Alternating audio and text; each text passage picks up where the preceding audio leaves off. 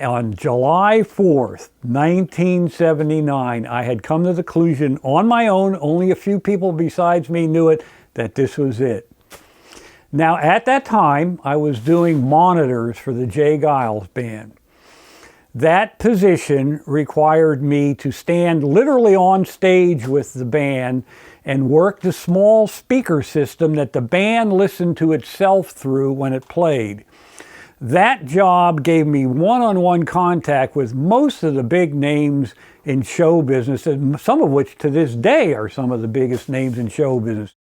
In 1979 was nowhere near the sophisticated technology of today, and it was still like flying an airplane with your bare hands rather than having the instruments fly the plane for you.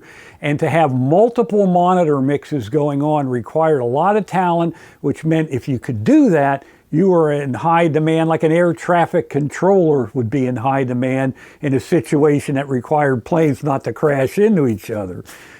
The stress and time out of my life, years of doing that took on me, was getting to the point where I just had it in my head, you're never home, you never stop doing this, and you're starting to lose perspective on what it's like to be home, to be in reality. And I just decided the only way I personally was going to solve that problem was to hang it up. I didn't know what was coming next. I didn't know what would be next. The members of the J.Geils band did not even know that this was going to be my last gig. Only a few other people on the sound crew knew, because I think they had it in their mind that maybe after that show, July 4th, 1979, was a summer break for the J.Geils band, and I think they had it in their head, well, maybe he'll change his mind come fall, because it'll be fall tours were always, all right, let's go. Well, I didn't. Now, we fast forward to my last J.Geils gig. Oakland Coliseum Baseball Stadium, California. Bill Graham is the promoter. A series of concerts called Day on the Green. If anybody is knowledgeable in the history of rock and roll on the West Coast, they know that the series of concerts, Bill Graham, who over the years I had many personal confrontations with, differences of opinion, shall we say, these were big. These were big deals. At this last show with Geils, which was a Day on the Green that featured, they were supposed to be co-headliners, was J.Geils and Journey. Now, Journey's a San Francisco band managed by Bill Graham.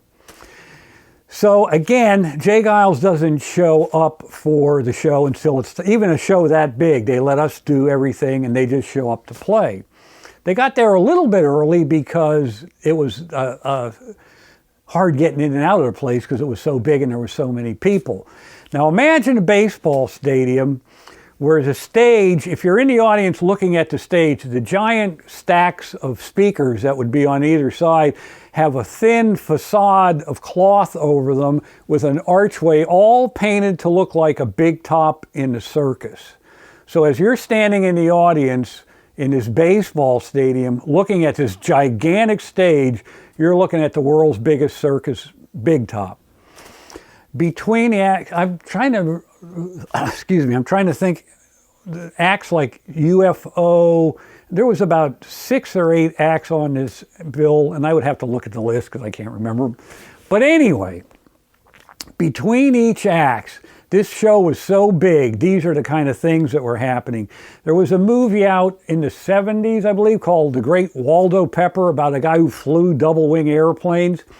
The guy who flew the stunts in that movie, not all over the crowd, but where the crowd could see it, was doing barrel loops and stuff with smoke trails between acts over the circus facade of 100,000 people in the audience.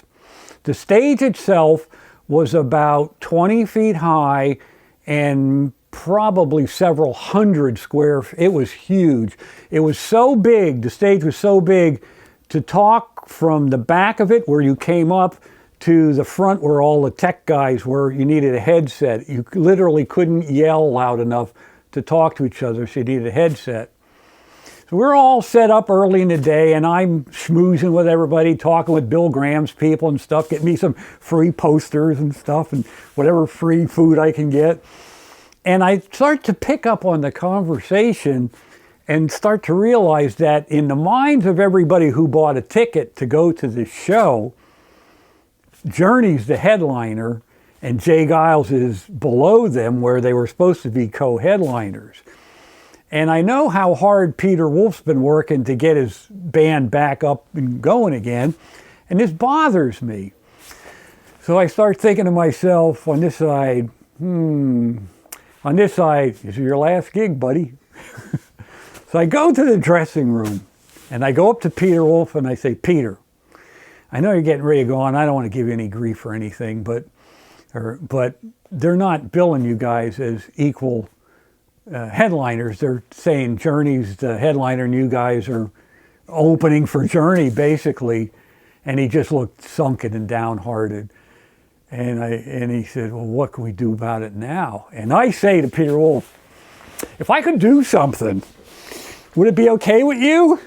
And he just got this mischievous look in his eyes, and basically, whatever you're thinking, don't tell me. Just go, no, I don't want to know nothing. So I leave his dressing room and I go to the stage. And remember this, ladies and gentlemen, if you don't know what date it is, you better write down an announcement. I go up to the stage manager who's in the back of the corner of the stage. And they have this cockamamie piece of paper with me that looks official, but is in reality nothing. And I say, that's from Peter Wolf. He wants me to say my announcement before they come on. And he goes, and he has a book because everything's scripted out. He says, there's nothing in here. I said, every time before and it come out, and I said, J.Geils. He goes, man, it's not on here. I can't do anything that's not on here.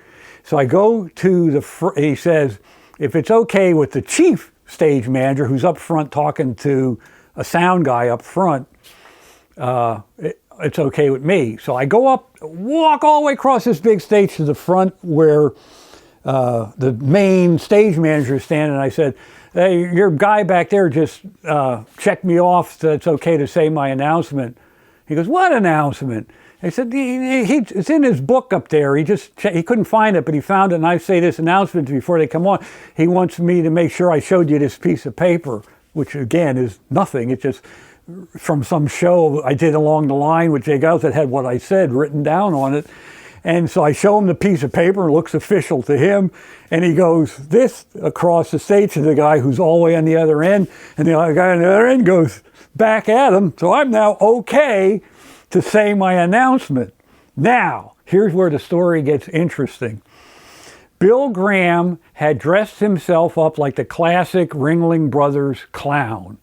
Big puffy, big nose, the makeup, the whole 9 yards. And he had this big staff. I don't know what he was, but he was carrying it. And every time a band would clear the stage, he would come out to tell people what was where, what you're doing next, who's coming on, habada, habada, habada, habada. And he came up from this back, because he was doing something. He'd come up those stairs, cut way across that stage, go to the center mic, which at this point is Peter Wolf's main vocal mic, because we're set up for Geils. And he was getting ready to do his thing. Now, the stage was so big that there was enough room to move the previous act's equipment backwards. So it wasn't holding up the show while it was unloaded off the stage, which made a big triangle of amplifiers and stuff like this with a passageway on either side. Bill Graham's coming up this side, headed for that microphone to say his announcement. I'm in the other one walking the same way. And I can see this little clown head over the top of the amplifiers. And right as he emerges from the stack of amplifiers, I dart across the stage, cut in front of him, and steal the microphone and stand from him as he's standing there dressed like a clown, getting ready to say his thing, and do, ladies and gentlemen, if you don't know what the date is, you better write it down, because in a little bit this place will never be the same again. The amazing J.Geils band. And the place goes. And I don't know, I'm allowed to say expletive. Bill Graham in the clown with the big says, "What the fuck you did?" He starts beating me in front of 100,000 people with this stick, and they think it's part of the act, and they go doubly wild, and he chases me on, and I'm just hamming it up, doing this, that, and the other thing, and I go off that side, and he yells at his people, "I don't realize, but get him off, get him out here, don't want to see his fucking never get home." And I look at this paper and says, "Well, that's fine, here comes the J.Geils band, I'm their monitor mixer."